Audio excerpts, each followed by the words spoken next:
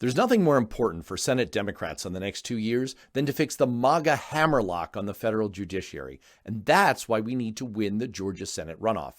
I'm Matt Robeson on The Takedown, and the situation when Donald Trump left office was worse than most people realized.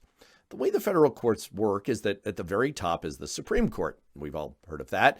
And we know that Donald Trump appointed 3 of the 9 Supreme Court justices, and not just anyone, 3 of the most ultra-conservative right-wing warriors that the Federalist Society could come up with. And we're all living with the consequences. But what most people think about less is the fact that just underneath the Supreme Court, there are 13 appeals courts, and they're incredibly powerful. Supreme Court Justice Sonia Sotomayor once said that it's those appeals courts where policy is made. They see about 50,000 filings a year. The Supreme Court sees only about 7,000.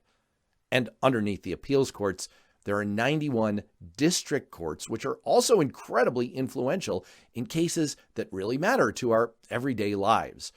So, as of a couple of months ago, there were 790 federal judges serving in those district courts and appeals courts.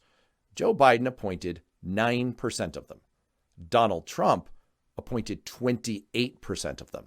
And what's worse, and the sneaky thing that most people don't realize, is that on the ultra important set of 13 appeals courts, Donald Trump managed to shift those courts from having 40% Republican appointed judges to having 54% Republican appointed judges. In other words, a majority, which is how he flipped 3 of those courts to have Republican appointed majorities. That means 7 out of 13 of them now do. That's why the next 2 years and the fact that Democrats will have the majority in the U.S. Senate is so critical. President Biden can continue to fill those federal judge positions with sane, rational people as long as Democrats hold the majority, because it's only the Senate that confirms federal judges.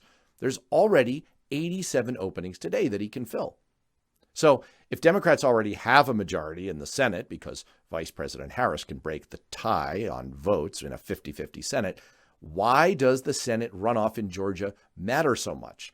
Because for the last 2 years, with that 50-50 split, Republicans have been able to use procedural tricks to slow everything down. As soon as you hit 51, you get a majority on committees and you get to skip all kinds of delay and other tactics and extra votes that they can drum up. You speed everything up. That's the key thing here. Joe Biden has appointed 84 judges so far. Donald Trump appointed 229. There's a long way to go before we bring the scales of justice back to balance. If we're going to have a chance to do it, our best hope is to win that Senate race in Georgia, bring Raphael Warnock back to the Senate and get that 51st seat and get that majority and get laser focused on fixing the right-wing takeover of the federal judiciary. Because we've seen in the last 2 years just how much damage a few right-wing judges can do.